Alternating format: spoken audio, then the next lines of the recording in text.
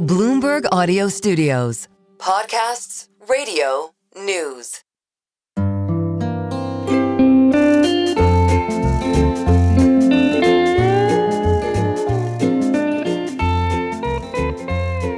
Hello and welcome to another episode of the Odd Lots podcast. I'm Joe Weisenthal. And I'm Tracy Alloway. Tracy, we're recording this August 26th, 2025. There's a lot going on right now, particularly in, I guess, many big questions about macro and governance and all kinds of things in some of the richest countries in the world. That is certainly one way to put it. So just overnight, we had headlines saying that Trump was going to fire Lisa Cook from the Fed.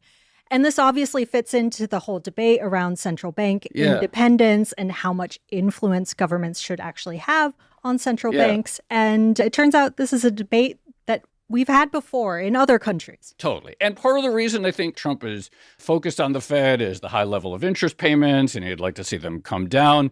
Speaking of interest payments, this morning I saw the headline that the UK 30-year gilt is like at the highest since 1989. It continues to elevate. So for all the stress that we have here, all the fiscal pressure, inflationary pressure, it actually seems potentially worse elsewhere.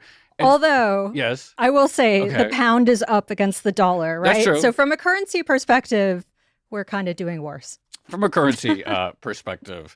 But there's a lot. These things are global, is I think the point. And all of these anxieties and stresses, it's not just a U.S. story. No. And obviously it's feeding into bond markets. And I cannot tell you how many notes we get on a daily basis about how governments can reduce the debt, how they deal with deficits and things like that. Right. Now, everyone's talking about this these days here in 2025. It got a lot of interest, of course, in 2022.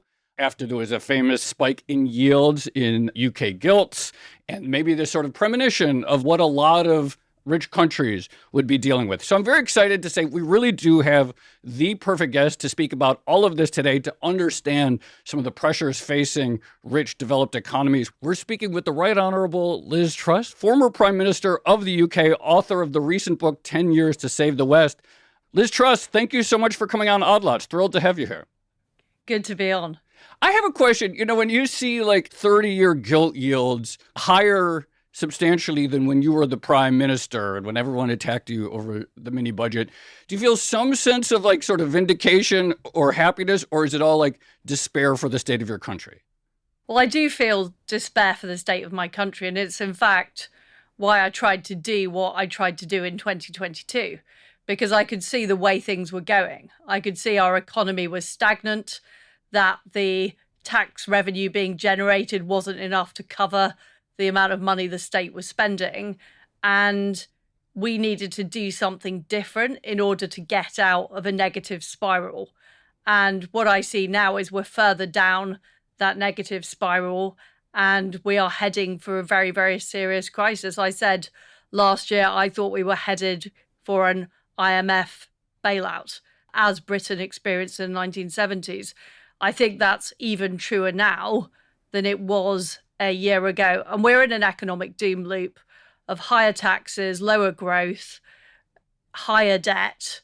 And it's very difficult now to see the political way out of that.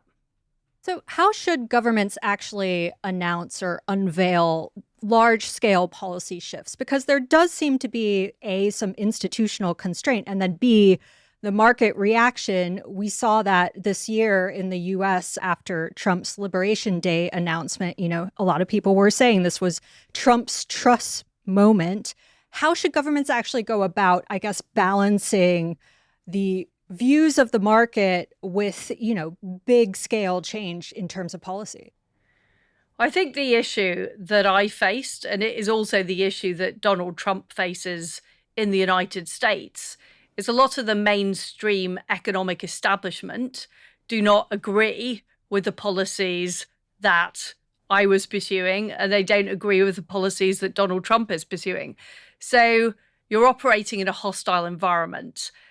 In the UK's case, we have institutions that have become very divorced from government policy.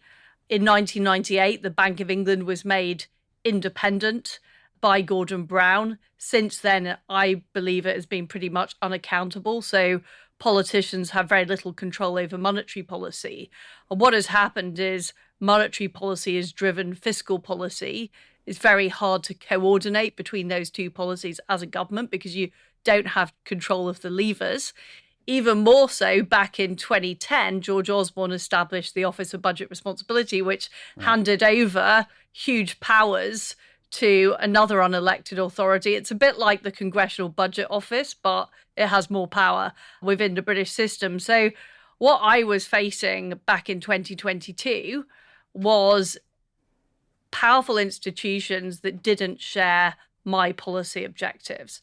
Now, I believed as the democratically selected leader of the country that I should be able to pursue those policies. It was what I was elected on. In fact, it was what the Conservative Party elected on.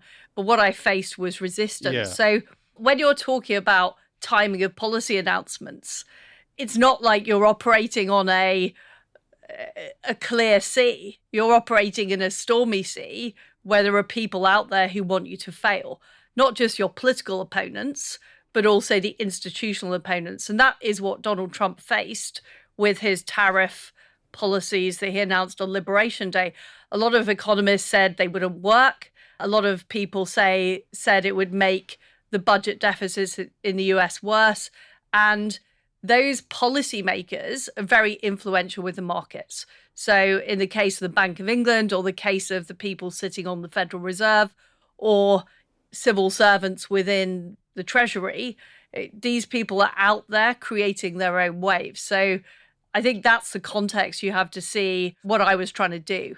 First of all, I totally take your point about the sort of limitations of many mainstream economists, the bias of many mainstream economists, and we have many critics of mainstream economics regularly on the show. So that's a point well taken. When you unveiled your mini budget, given the fiscal constraints or the perceived fiscal constraints, why tax cuts specifically and not also spending cuts? You know, there's so many different aspects of the UK spending situation, whether it's the triple lock pension. There's this thing that goes viral on Twitter a lot about like how easy it is to get a free car, et cetera. Like, why not first take aim at potentially low-hanging fruit, or at least in combination, spending cuts? Well, that is exactly what I sought to do. The package we were putting forward was a combination. It was actually not tax cuts. It was reversing a tax rise. And I think that's a very important distinction. The biggest measure we wanted to take was keeping corporation tax at 19%, not raising it to 25%. And I believed, and I've since been proven right, that if you raise corporation tax to that level, you get less business activity, you get lower growth, combined with the non-dom tax that's been put in place, or the removal of the non-dom benefits. We've seen more millionaires leave Britain than any other country in the world per capita. So what we were doing, just on its own account, raising taxes at that juncture back in 2022 was a bad idea. I believe that it would lead to lower economic growth and a higher deficit in the long term. And some economists agreed with me, but the economists working for the government, the Office of Budget Responsibility of the Bank of England, did not agree with me. And they were keen on that policy. And in fact, they forced me to reverse that policy. So that's one point.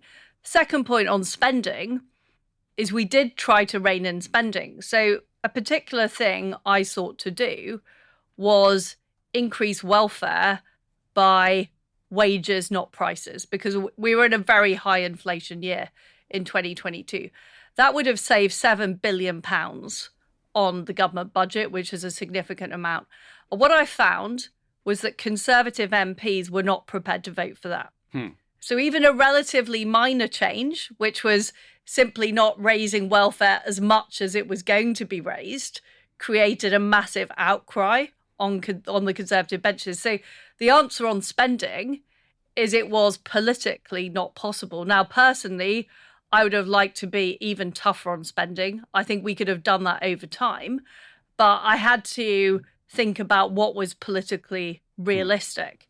And so what we had is spending constraint, not raising spending as much as was previously planned, keeping taxes low rather than raising them and choking off economic growth, which is what I thought it would do and was what actually happened. And then also supply side measures, such as legalizing fracking in the UK, making it easier to drill in the North Sea so that you stimulate the economy with supply side reforms. That was the overall package. And, what happened? And you can compare my fiscal package with packages that Rishi Sunak did during COVID or packages that Rachel Reeves did since. My package was smaller, even according to the estimates of the Office of Budget Responsibility, and yet it got a very different reaction. And this is because the economic establishment, the key figures in the Treasury and the Bank of England have a bias towards a more Keynesian approach. So I think it's important to note that this fiscal package was not any bigger than packages before or after. It just got a different reaction. I think the other important point to note about what happened in September and October 2022 is the night before the mini budget, the Bank of England announced the sale of £40 billion worth of gilts. So I had a central bank who were making announcements that made our lives a lot more difficult the day before the mini budget. And since the gilt spike in 2022, the Bank of England have actually produced a paper saying that 2/3 of that spike in gilts was down to their failure to regulate the pensions market. So there were lots of other things going on at the same time, but it was very, very convenient for the mini budget to be blamed for what happened. And as you pointed out at the beginning of the show, the gilt spike wasn't as high as it is now. So what I think is going on now is you can see the different treatment of a tax spending, high spending Labour government from a Conservative politician who's trying to pursue, in my view, Laffer curve friendly tax freezes, supply side reforms and spending restraint. If there's an institutional and market bias towards economic orthodoxy or Keynesianism, as you just pointed out, why not try to adapt your budget or your economic policy to that reality? Because it did seem like, you were sort of expecting the markets to adapt to your policy rather than vice versa. I guess I'm asking is there a better way to try to communicate what you were doing at the time? Well, I'm a believer in democracy, and I think it's democratically elected politicians that should decide policy, not unelected central banks. And, there is a network, there's the IMF, the World Bank, the central banks meeting regularly. They are far too powerful, in my view, at deciding what countries' economic policy should be. And they have not been effective. If you look at the Bank of England's record over the past 10 years on things like inflation, on economic growth, it's been extremely poor. And I fundamentally, why should democratically elected politicians kowtow to what unelected officials want when we're the people who are held to account for the successive failures of the policy? And what is happening now is Rachel Reeves is very orthodox. She's a former Bank of England employee. She's essentially taking dictation from the Bank of England and the Treasury about what she should do. And we can see the results of that. And what is happening is we are going to reach an end point where the country runs out of money, and then we will have a major crisis and we will have to think differently. I just think it's very sad it's got to that point. This was obvious from where we were in 2022. But as I've said, the economic orthodoxy proved very powerful. And frankly, what is the point of wanting to become Prime Minister if you're simply going to go along with the failing orthodoxy that has put your country in the problems it is already, which is where we were? You mentioned that the Bank of England wasn't really independent from HM Treasury until Gordon Brown's chancellorship in the 1990s. Do you think that arrangement still works, or would you perhaps call for reform where maybe the Treasury regains some of its influence over the central bank? I think the Bank of England needs to be accountable to politicians. I think the current system doesn't work. This is why I'm very sympathetic to what Donald Trump is saying about the Fed. Monetary policy is incredibly important. It determines the allocation of assets within society. What we've seen in Britain is we've seen people who have property, who have capital, have done very well out of the low interest rates that the Bank of England and the easy money the Bank of England has created over the past 15 years. And we're seeing young people struggle to get on the housing market. We are seeing real effects in the economy of the Bank of England's policies. And as a Democrat, somebody that believes in democracy, I just think it's wrong that people should be making those decisions and not accountable to the electorate. And it's also very difficult, as I found as Prime Minister, to combine fiscal and monetary policy if you don't hold one of the levers.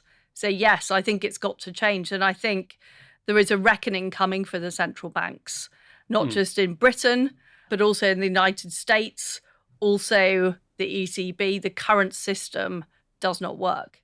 And I think one of the reasons that the Bank of England, I would say, sabotaged what I was trying to do is I was a critic of central banks before I became Prime Minister. I'd been very clear that I thought the Bank of England's record was not good, that the Treasury should have much more of a role in setting the mandate for the Bank of England. And they didn't like their power being challenged.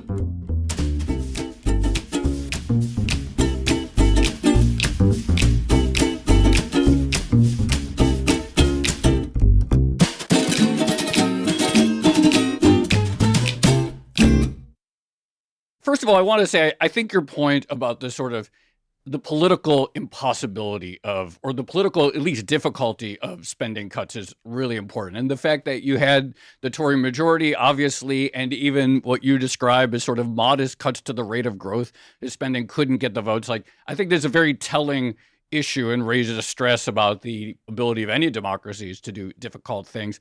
Setting aside maybe what's politically capable, in the next parliament, should the next parliament revisit questions such as either the triple lock pensions or free point of use at the NHS?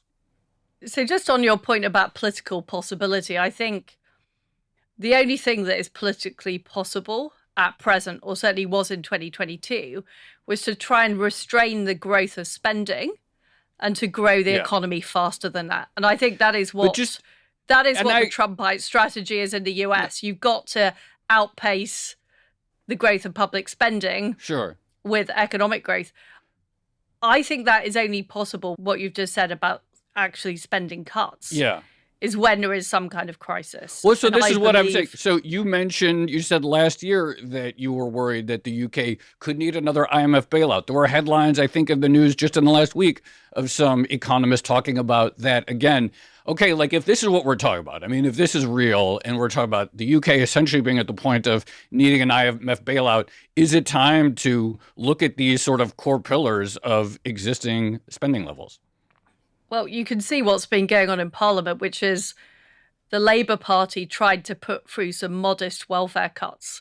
And there was a massive rebellion by Labour MPs. Even though they have a huge majority in Parliament, they could not get through some pretty minor changes. Smaller, by the way, than the amount I was proposing in 2022. I think it was only worth about £4 billion. They could not get that through their current parliamentary party. And all of the evidence, what happened in Greece, what happened in Ireland, where spending cut programs have been achieved, or Argentina is another good example, have come after a crisis. I think that's deeply regrettable, but I can't see, certainly with the current parliament, serious spending cuts happening until Britain runs out of money. I'm going to ask Joe's question just in a slightly different way. But if you were back in government today and gilt yields are where they are, what specific trade-offs between spending and taxes, tax cuts, would you be willing to make? And what trade-offs do you think are actually politically realistic? Well, the issue now is that taxes have got so high that they're choking off economic growth. And we're seeing millionaires leaving the country. We're seeing businesses closing down. I think the easiest thing and the most sensible thing to do straight away is all the supply side stuff, abolishing planning regulations, taking on the environmental NGOs, getting on with fracking, using North Sea oil, maybe using our coal reserves. I think those are the types of things that can be done relatively quickly and would have an impact. In terms of spending, of course, our welfare state needs to be reformed.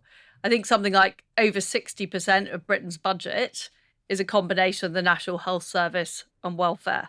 And those are the two areas that need to be fixed. But I don't think there's any room for manoeuvre now on taxes. Mm-hmm. I think that raising taxes has proved already to be counterproductive.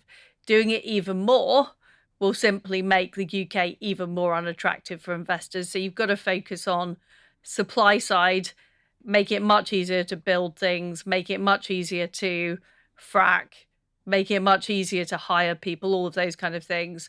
And you have to have spending cuts where you can. But as I've said, I've tried myself to get spending cuts through Parliament. It's not easy. I'm going to ask a really ignorant American question that sometimes, so forgive me if this comes off as blunt. I'm just getting it out there. But is there a cult of the NHS in the UK? There has been. I think the cult is wearing thin. But, there has been a cult. I think people are recognizing, though, that the outcomes are not good. If you compare British health outcomes with other countries, I don't think the American system is anything to aspire to. But if you look at countries like Germany... No one disagrees with you there. If you look at countries like Germany, France, Japan, they managed to achieve better outcomes with similar levels of funding. So I think everybody in Britain recognises that it's not working as it's currently constituted, but it's such a big and deep issue to resolve. It really is.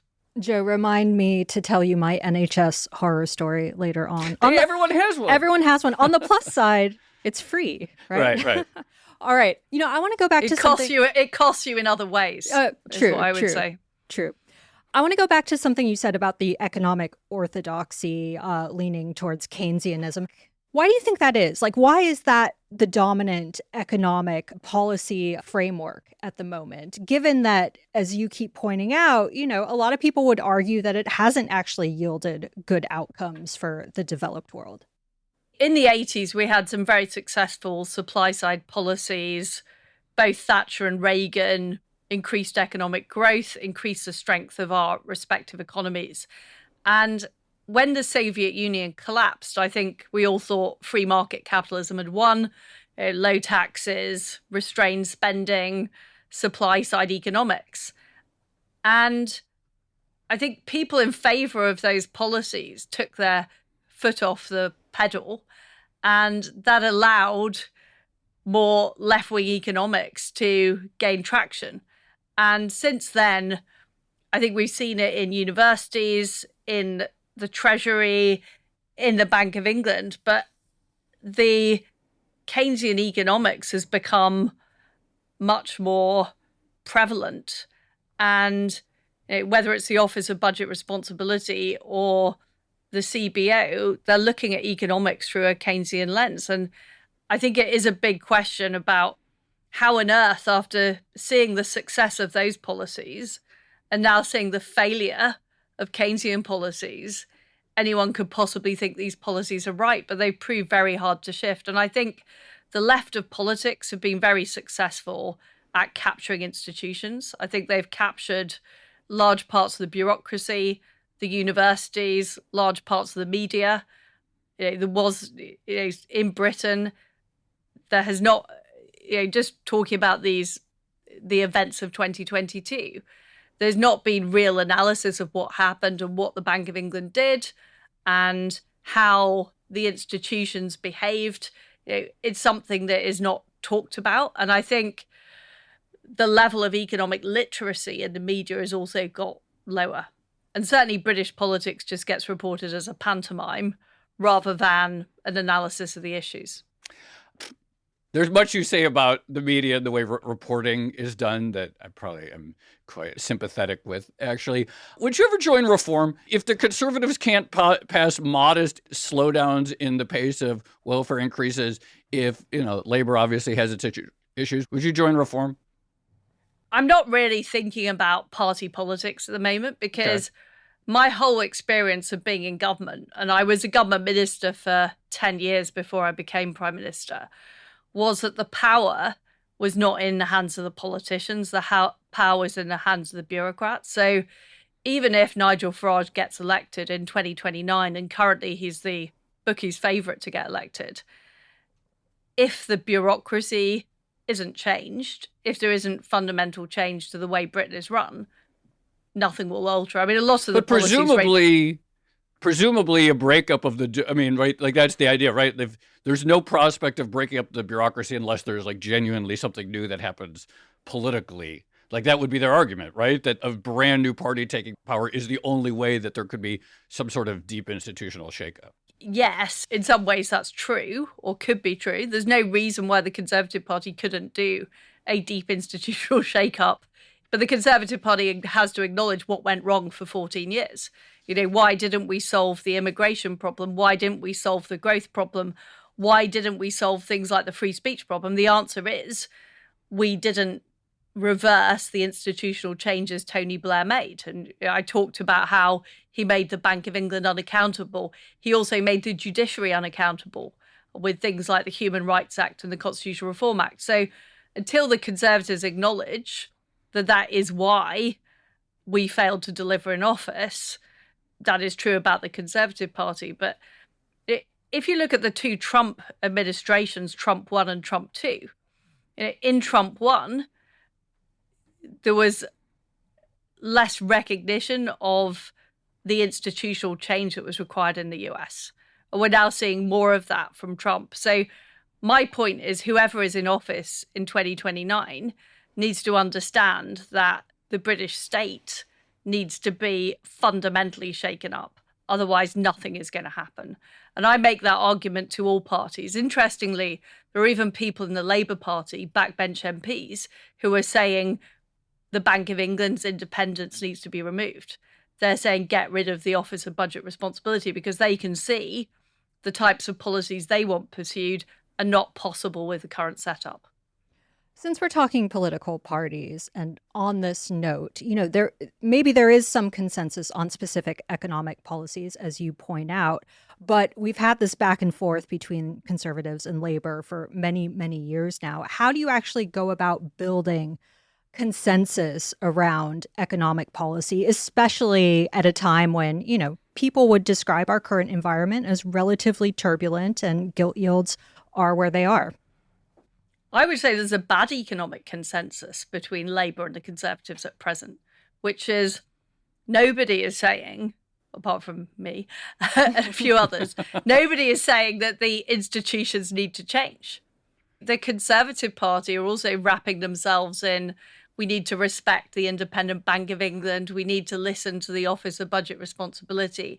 They're not prepared to take on the economic establishment, neither are the Labour Party. And we're in a situation where the policies these institutions believe in are failing.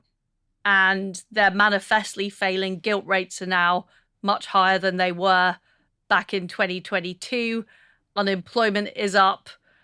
Our energy prices are the highest in the world and the industry is closing down. These policies are manifestly failing, yet nobody is challenging the fundamentals of the economic institutions. I'm glad you brought up free speech because I'm interested in that as well. And of course, again, in the West, I think free speech, liberal speech norms are good. And so I worry about when I see them failing in various countries or friends and neighbors. Palestine Action seems like a bunch of crusty old hippies. And I know they defaced a plane, but they're listed as a terrorist group in your country. People can get arrested even just for saying support them. And I think they're like a terrorist group, basically on the same level as ISIS, which I think most people would say, yes, that is a genuine terrorist group. What is going on there? Well, they did attack a military base. and they are advocating for terrorism in the UK. They deface a plane, and then also people get arrested or in trouble for saying that they support them? They are clearly a problematic organisation, and there are lots of organisations in Britain that are allowed in the UK that aren't actually allowed in many Arab countries. So I think it's right that we crack down on these organisations. I do think when people, I am a pro-free speech person. I'd love to have the First Amendment here in Britain. I support both people I agree with and people I don't agree with having a lot more free speech. And it is a travesty that we've just seen Lucy Connolly released from jail, who put out a tweet, deleted it 4 hours later, and was sentenced to 31 months in prison. That is absolutely ludicrous. And I think we've become an international laughingstock.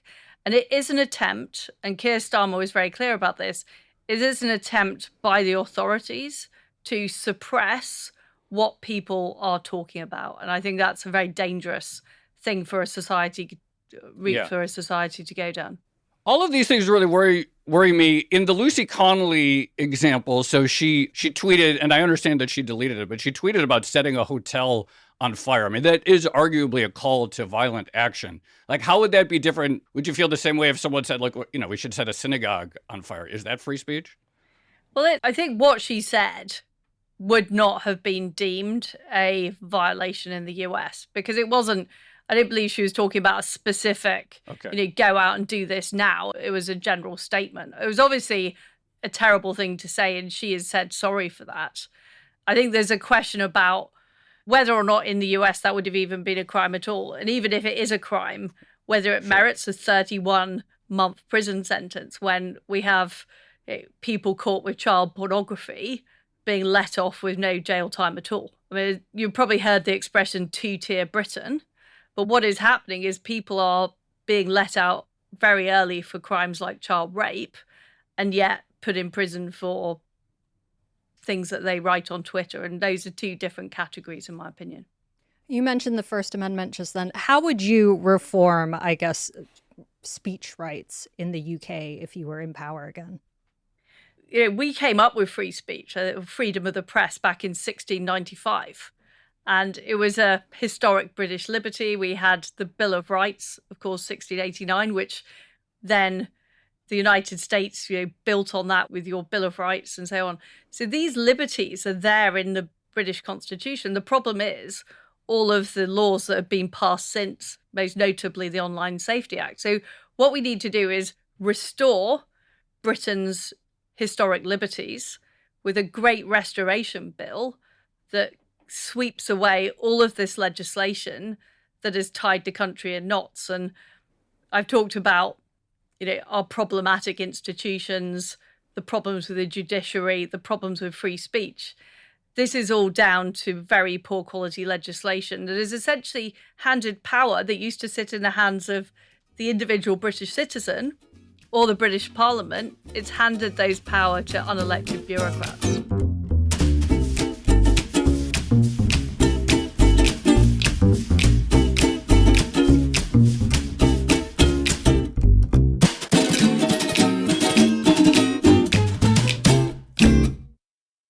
Basically, my entire professional career, your party has been in power, except for, the last 10 minutes or so when Labour and Keir Starmer. It doesn't feel like 10 minutes here. Okay, maybe it just feels like it over here. Because it feels like a lot of the rot you describe, or the rot that you perceive in your country, almost so much of it seems to have taken place under conservative government.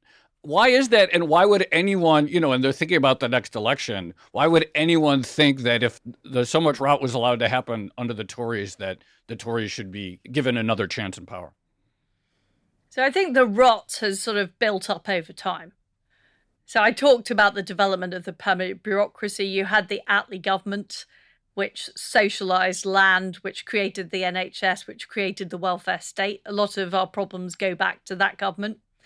But what was very important about the Blair government is this taking power that was in the hands of Parliament and putting it in the hands of unelected bodies, bureaucracies, the Bank of England, the Judicial Appointments Commission, all of this plethora of people Ofcom who are now making the decisions about free speech. These plethora of people have not been elected, now de facto run our country. And the big mistake the Conservative Party made was not reversing that. And this was because at the time, David Cameron said he wanted to be the heir to Blair, he wanted to be fashionable, the Conservatives wanted to be modern. But I think it was a huge error. And the Conservative Party lost its soul. That's what happened. In the pursuit of power, in the pursuit of trying to be modern, the Conservative Party lost its soul. And I think it's an open question about whether or not the Conservative Party can get its soul back or be replaced. But certainly, where we are now, not enough people are saying what really went wrong over those 14 years. But the Conservative Party failed to take on the bureaucracy. These were not the Conservative Party's policies. They were just policies that we didn't object to. Related to Joe's point, when you think back to certain moments in Britain's economic history, so for instance, Brexit, the argument then was that if we get rid of all this EU regulation, the UK economy will be free to flourish and prosper. And I think in the 1970s, Anthony Barber instituted some tax cuts as well, right before inflation hit, I think 25% or something like that. Why should the UK population have confidence that a growth-focused economic policy, one that features, big tax cuts and deregulation, will actually drive economic growth? Well, I think the important thing to note about Brexit is we haven't got rid of any of those European laws. They're still on the British statute books. So laws that protect bats and newts, still on the statute books. Laws that tell you how your can opener should work are still on the statute books. We still have the working time directive. We still got all of those laws. So this goes back to the problem you were talking about, the Conservative Party. The Conservative Party is fundamentally split between people who want Britain to be, Singapore on Thames, a free trading, go-getting country, and people who want it to be part of Europe and want to be part of the, European, lots of labour laws protecting people, environmental red tape, all of that stuff. And that issue was never resolved within the Conservative Party, which is why, you saw prime ministers being deposed, why you have the debate within the Conservative Party. And I think if you look at the Brexit vote in Britain, 52% voted for Brexit, 48% didn't. So Brexit was not delivered as the public intended.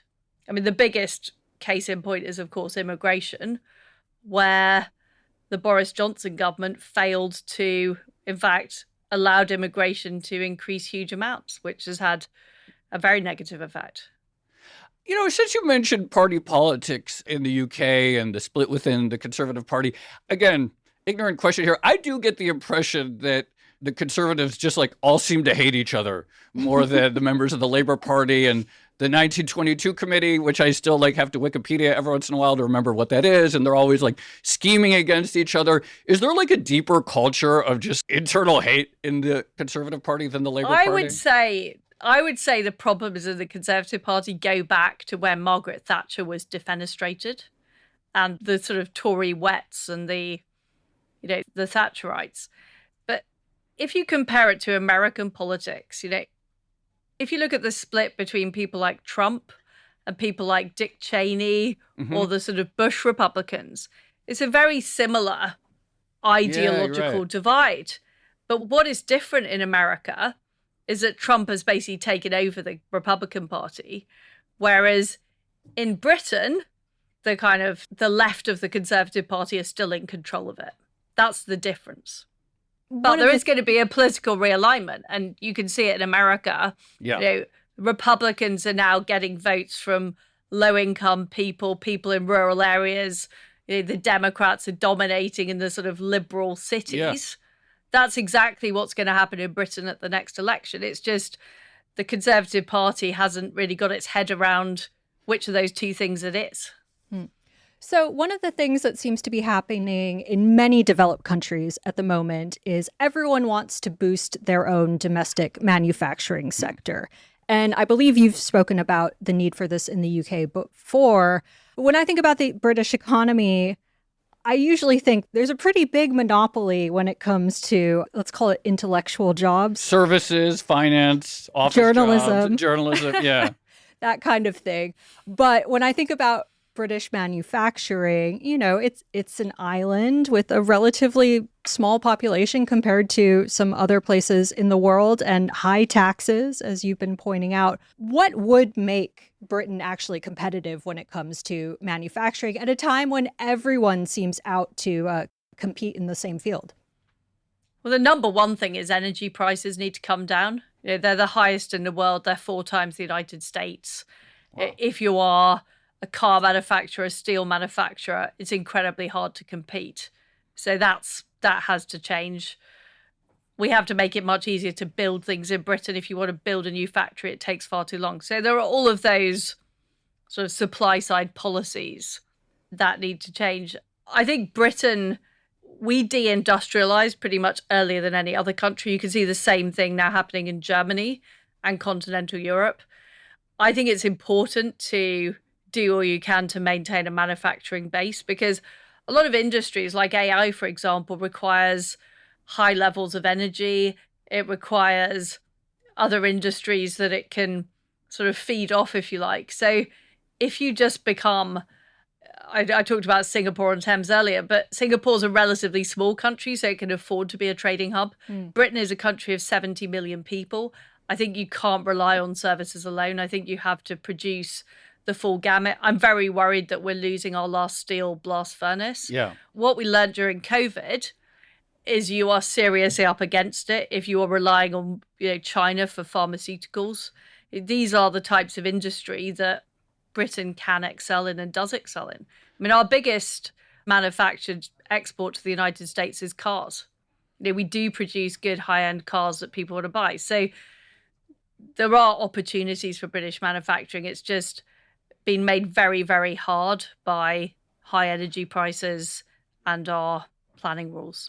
I take your point about energy prices and planning rules. Many people are having the same discussions here. To my mind, and Tracy mentioned the fairly small population, scale is incredibly important. It's not that small. I mean, 70 million people. Okay. Not... Well, China has however hundreds of millions places, just in the manufacturing. But yes, I take your point. Not that small. But did Brexit harm scale capacity? Because to my mind, if we're thinking about, mass production at efficient levels so that it's genuinely competitive, so that it's not some sort of, government subsidized albatross that just exists as a make-work industry, it strikes me that sheer scale of market is very important. And it feels to me like Brexit has shrunk the scale of that market for the UK. I mean, there's no evidence that exports to Europe have gone down after Brexit. And in fact, the different trade deal we got from the EU presents the UK with some opportunities because we have lower tariffs in some areas with the United States than the EU does. But I think the other big factor in manufacturing is so much of it is becoming automated that it makes economic sense for goods to be produced close to market because you're no longer getting the advantage of a massive labor cost differential. So I think it's just a natural progression of modern economies that more manufacturing is going to be done closer to home when you've got a much more automated process. Since we're talking trade and exports, the UK was one of the first countries, I think, to sign an agreement with the Trump administration on tariffs. Would you have signed that so quickly, or would you have perhaps pushed back a little bit more given, your emphasis on boosting manufacturing domestically within the UK? I did actually praise Keir Starmer for the deal at the time. I was one of the few people to praise it.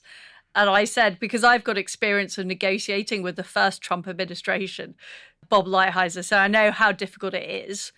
And I thought the UK got a good deal. And so it has proven that the EU has actually got a worse deal than the UK got. So I thought he was right. He was right to do that. Why is and it I a want good deal? to see, well, we are paying lower tariffs than the EU is. So just on a relative basis compared to others. Correct. On an absolute basis, you're still paying tariffs. Yes. But what Trump has done with all of his trade deals around the world is essentially reset the World Trade Organization. I think it was one of the biggest errors of American foreign policy when Clinton allowed China to join the World Trade Organization on developing country terms. And that has had, in my view, it's helped boost China's economy. China is an autocratic, authoritarian regime. I think that was a disastrous policy. What Trump is trying to do is reset that. And that has inevitable consequences for all of America's trading partners. But knowing what I do about the Trump administration, I thought the deal Keir Starmer got was a good deal. Potentially one thing that could... and I don't praise him very often, by the way. I don't praise him. I figured that's rare. One thing that theoretically could be done to lower energy prices in many places would be a resolution of the war in Ukraine. And I'm curious, when you look at either Trump's pursuits or what Keir Starmer has said, do you see other paths? Were you the prime minister now? What would you be pushing for in that particular conflict? Well, what I want out of that conflict is I want Putin not to have been rewarded for his appalling invasion of Ukraine. So what we don't want is him or indeed Xi Jinping to get the signal from the resolution of the Ukraine conflict that this invasion was somehow justified or worth it. I want Russia to be contained, because I still believe that they have expansionist instincts. Just going back to the mini budget for a second, one of the components of that was government support to offset higher energy prices. And that was also one of the things that seemed to spook markets, this idea that the UK government would be fiscally on the hook to compensate for astronomical energy prices at the time that seemed to be expanding at an enormous rate. If you were going to do it all over again, would you have possibly included some sort of mechanism to maybe limit the cost or, avoid the sense that the UK was basically bailing out its population in some way? It's important to note that the energy package was one thing that wasn't reversed. So that was not the policy. The policy that I was forced to reverse, and that was made pretty clear to me pretty much through threats, was the corporation tax increase. The energy policy remained in place. And the point about the energy policy was it was not a subsidy that happened automatically. It was only when energy prices reached a certain level. And I believed it was right for the government to do that because the government had failed to ensure adequately cheap energy was supplied. But what I was doing in tandem with that policy of essentially insuring people against very high energy prices was getting on with fracking, licensing new North Sea gas reserves, so the prices would never get that high. So it was an insurance against prices going high to give consumers and businesses confidence to invest whilst we sorted out the supply that had been so badly failed by previous governments. That was the intention of the policy. And as I've said, the policy wasn't reversed by my successor. The policy that was reversed was getting on with the fracking. So you had the energy insurance policy, but not the fracking policy. Those policies were designed in tandem so that we could make sure that businesses in the country weren't spooked by the threats of having sky-high energy prices. And by the way, if the energy prices had got that high, there would have had to be some kind of package to deal with them anyway. What I was doing is giving people notice so they had the confidence to invest. The energy package was actually announced because, very sadly, Her Majesty the Queen died. It was announced a few weeks beforehand. It wasn't announced at the time of the mini-budget. The thing that the economic establishment really objected to in the mini-budget was the taxes. It was it was not raising corporation tax. That's what they didn't like. I just have one last question. Tracy and I work in public, though not as public as having been the Prime Minister of the UK.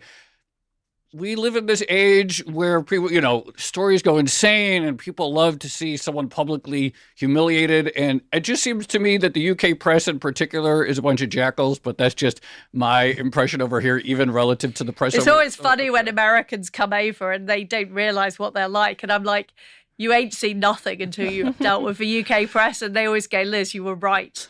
You were right about these people. No, I just see it in the headlines. I don't know. It seems obvious to me. What's your lesson takeaway? How do you move past a period of one's life like that? Well, I don't really see it like that. I just see that the British press needs to change. And I'm a big supporter of independent media. I think the British press's coverage of economics is appalling. I think their coverage of politics is skin deep. I don't think they've done anything to analyse the sort of failings of the British state. And, I think there won't be serious. We don't just need to change the bureaucracy in this country. We need to deal and change the press.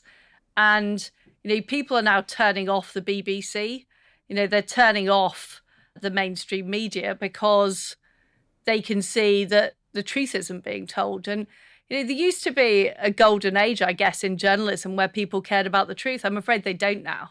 Friends of mine who are journalists just say their editorial conference is about how many clicks their article gets. And it's, I just think that's pathetic.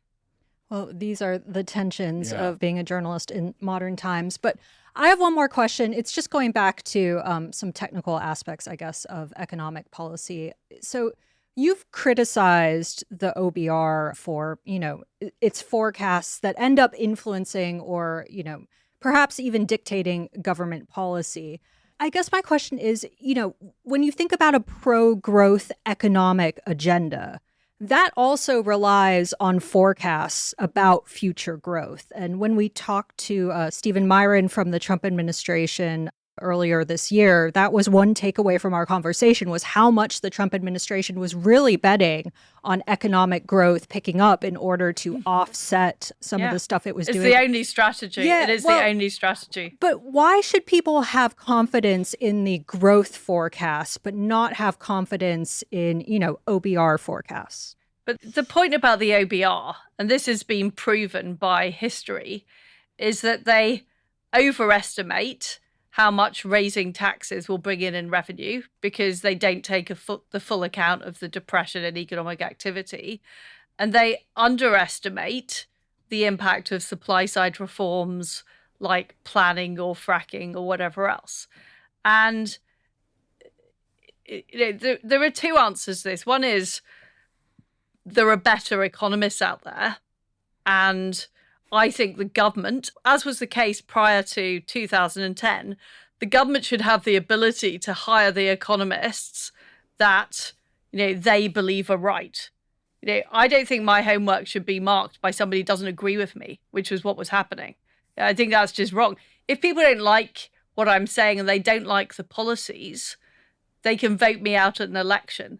But I wasn't even allowed to try the policies because the people marking my homework said no. I mean, that's the bottom line. But the second thing is, I think we're far too reliant on forecasts. You can't predict the future. And trying to say, which is what the UK system does, that 5 years out, we know exactly what the debt is going to be, is rubbish. We don't know, what if Donald Trump imposes huge tariffs? What if the UK strikes a trade deal with India? What if there's a discovery of a new technology that totally transforms everything? You don't know what the future is going to look like. And my economics is based on first principles. I know that if you put up taxes too high, people won't go out to work anymore.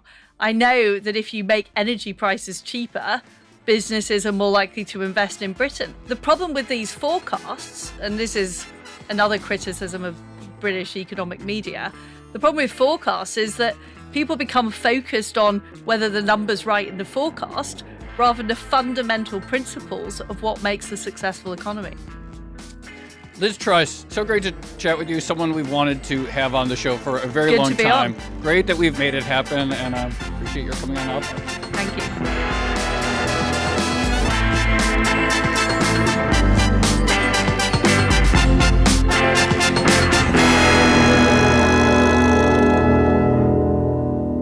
Tracy, I'm so glad we finally got to interview Liz Truss. We finally did it. I think it was a good time to do it, actually, because there's a lot of overlap with the Trump administration at the moment and what Truss experienced in 2022. Yeah. No, there was a lot that I found to be interesting there. You know what I think actually maybe the most interesting thing to me is thinking that, okay, in the U.S. we have these multiple branches of government, right? So the president wants something, but Congress is going to veto it or can veto it, especially if it's a different party in power. Mm-hmm. Obviously, that's not the dynamic of the UK with the parliamentary system. And yet, even in the parliamentary system, to hear Liz Truss describe the fact that what she describes as even modest cuts to the increase in welfare weren't palatable to the members of her party, let alone the opposition, which of course is never going to vote for it. But in her party, I find that to be a very striking comment about the difficulty that, electoral democracies have in reining back cuts. Oh, absolutely. The other thing that kind of caught my eye or my ear was when we were talking about tariffs and, Liz said that she had praised the deal that the UK struck with the Trump administration because it was less than what the EU was paying. And it's interesting to me that countries seem to be competing with each other. The Trump administration in some respects has been kind of successful in that, getting its trade partners to compete with each other for the lowest deal rather than to, try to compete on an absolute basis for lower tariffs per se. I thought that was interesting. I also think it's interesting, this sort of, I find myself having a lot of sympathy with this sort of anti-democratic aspects of entities like the OBR or in the US, the OMB, and these idea that, okay, they have one set of assumptions about how policy works and the idea that they have a formal role. And, there is a certain undemocratic element, I think, of these sort of institutions that either they not necessarily with a formal veto, et cetera, that aren't elected. I have sympathy for that opinion. It certainly seems like they can act as an institutional restraint on the government, but some people would argue that maybe that's a good thing. No, right. Maybe today, you want an independent body looking at economic policy and monetary policy, right? Yeah, that's the thing. And look, it's very striking that she said really she does not accept the premise that the Bank of England should be as independent as it currently is. And that, the idea is, to your question, folding it back in with the Treasury is very striking. Well, also the line about, not wanting to have her homework marked by someone who doesn't believe in it. I'm sure all of us as students would have liked to choose our own teacher who was grading our homework, but we don't get to for obvious reasons. We don't. Shall we leave it there? Let's leave it there. This has been another episode of the Odd Lots podcast. I'm Tracy Alloway. You can follow me at Tracy Alloway. And I'm Joe Weisenthal. You can follow me at The Stalwart. Follow our guest, Liz Truss. She's at TrussLiz. Follow our producers, Carmen Rodriguez at Carmen Armin, Dashiell Bennett at Dashbot, and Cale Brooks at Cale Brooks. For more Odd Lots content, go to Bloomberg.com/oddlots. We have the daily newsletter and all of our episodes. You can chat about all of these topics 24/7 in our Discord, discord.gg/oddlots. And if you enjoy Odd Lots, if you like it when we dive into British politics and economic policy, then please leave us a positive review on your favorite podcast platform. And remember, if you are a Bloomberg subscriber, you can listen to all of our episodes absolutely ad-free. All you need to do is find the Bloomberg channel on Apple Podcasts and follow the instructions there. Thanks for listening.